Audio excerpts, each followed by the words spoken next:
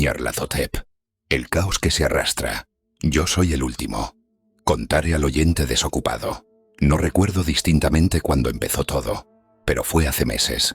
La tensión general era horrible. A una temporada de trastornos políticos y sociales se añadió una extraña y triste aprensión de un horrible peligro físico. Un peligro extendido y que abarcaría todo. Un peligro como solo puede ser imaginado en los más terribles fantasmas de la noche. Recuerdo que las gentes iban y venían, con rostros pálidos y preocupados, y susurraban advertencias y profecías que nadie se atrevía a repetir conscientemente o a reconocer en su fuero interno que habían oído. Una sensación monstruosa de culpa se dejaba sentir sobre el país, y en los abismos que hay entre las estrellas soplaban corrientes desapacibles que hacían que los hombres se estremecieran en los lugares oscuros y solitarios. Había una alteración demoníaca en la secuencia de las estaciones.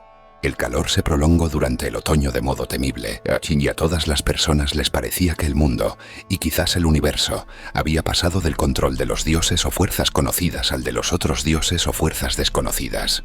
Y fue entonces cuando Nyarlathotep salió de Egipto. Nadie sabía quién era, pero era de la vieja sangre nativa y tenía el aspecto de un faraón. Los fellahin se arrodillaban cuando lo veían y sin embargo no sabían por qué. Él decía que había surgido de la oscuridad de 27 siglos y que había oído mensajes de lugares que no estaban en este planeta.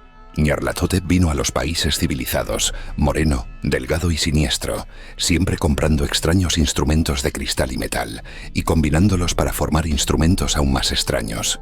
Hablaba mucho de las ciencias, de electricidad y psicología, y hacía exhibiciones de poder con las que sus espectadores quedaban sin habla, pero que sin embargo aumentaron su fama hasta un grado sumo. Los hombres se aconsejaban unos a otros ir a ver a Nyarlathotep y se estremecían. Y donde iba Nyarlathotep el descanso desaparecía, porque las horas de la madrugada eran desgarradas con los gritos de las pesadillas. Nunca antes los gritos de las pesadillas habían sido un problema público semejante, y ahora los hombres sabios casi deseaban prohibir el sueño en la madrugada, para que los alaridos de las ciudades inquietaran menos horriblemente a la pálida y lastimera luna, que brillaba con luz tenue y vacilante sobre aguas verdosas que se deslizaban bajo puentes, y viejos campanarios que se derrumbaban contra un cielo enfermizo. Yo recuerdo cuando Nyarlathotep vino a mi ciudad, la grande, la antigua, la terrible ciudad de los crímenes innumerables. Mi amigo ya me había hablado de él y de la irresistible fascinación y encanto de sus revelaciones, y yo deseaba ardientemente explorar sus más recónditos misterios. Mi amigo me dijo que eran horribles e impresionantes, más allá de mis más enfebrecidas imaginaciones, que habían sido proyectadas en una pantalla en la habitación a oscuras, cosas profetizadas que nadie, excepto Nyarlathotep, se había atrevido a profetizar, y que en el chisporroteo de sus chispas allí les habían quitado a los hombres lo que nunca les habían quitado antes y que solo se mostraban en sus ojos. Y oí decir que en el extranjero se insinuaba que los que conocían a Nyarlathotep veían cosas que los otros no veían. Fue en el cálido otoño cuando yo pasé una noche con las muchedumbres inquietas para ver a Nyarlathotep. Toda una noche bochornosa, allá arriba de las interminables escaleras que llevaban a la sofocante habitación. Y con sus sombras proyectadas sobre una pantalla vi formas encapuchadas entre ruinas y rostros amarillentos y malignos que atisbaban desde detrás de monumentos caídos. Y vi al mundo batallando contra la oscuridad, contra las oleadas de destrucción procedentes del espacio infinito, arremolinándose, agitándose, forcejeando en torno de un sol que se apagaba y enfriaba. Luego las chispas saltaron de forma asombrosa alrededor de las cabezas de los espectadores, y los cabellos se pusieron de punta, mientras que las sombras más grotescas que yo pueda mencionar salieron y se posaron sobre las cabezas. Y cuando yo, que era más frío y científico que el resto, musité una protesta hablando de impostura y de electricidad estática, Nyarlathotep nos echó a todos fuera, por aquellas escaleras vertiginosas, abajo hacia las húmedas, cálidas y solitarias calles de la medianoche. Yo grité muy fuerte, diciendo que no tenía miedo, que nunca podría tener miedo, y otros gritaron conmigo para aliviarse. Nos juramos los unos a los otros que la ciudad era exactamente la misma, y que seguía viva, y cuando las luces eléctricas empezaron a ponerse mortecinas, maldijimos a la compañía una y otra vez, y nos reímos de las caras tan raras que poníamos. Creo que sentí que algo descendía de la luna verdosa, porque cuando empezamos a depender de su luz, de modo involuntario formamos encuadro y emprendimos una marcha, como si supiéramos nuestros destinos aunque no nos atreviésemos a pensar en ellos. En una ocasión miramos el pavimento y vimos que los adoquines estaban sueltos, desplazados por la hierba, con apenas algún riel de metal oxidado que mostrara por dónde habían corrido los tranvías. Y de nuevo vimos un tranvía solitario, sin ventanas, estropeado, casi volcado. Cuando miramos en torno al horizonte, no pudimos ver la tercera torre que había junto al río, y observamos que la silueta de la segunda torre estaba destrozada en su parte superior. Luego nos dividimos en estrechas columnas, cada una de las cuales pareció dirigirse en diferente dirección. Una desapareció en una calleja solitaria hacia la izquierda, dejando solo el eco de un gemido ahogado.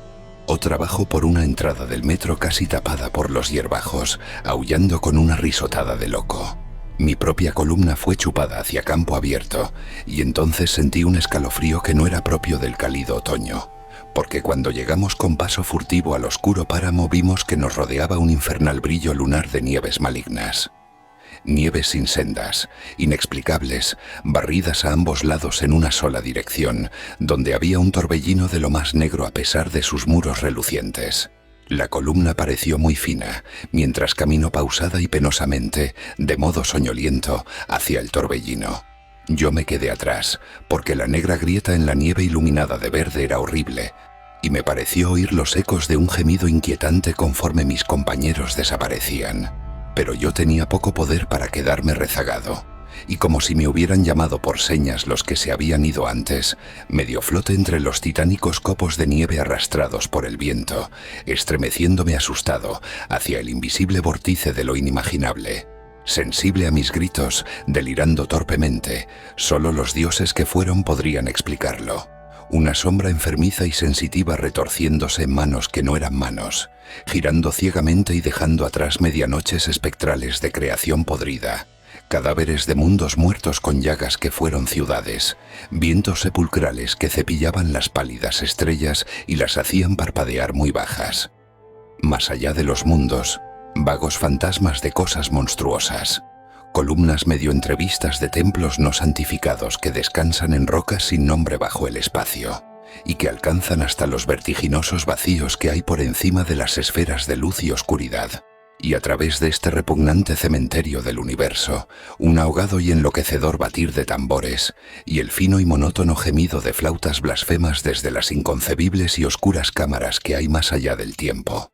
El detestable golpeteo y los silbidos aflautados allá donde danzan, lenta y torpemente, de modo absurdo, los gigantescos y tenebrosos otros dioses, las ciegas, mudas y estúpidas gárgolas cuya alma es Nyarlathotep.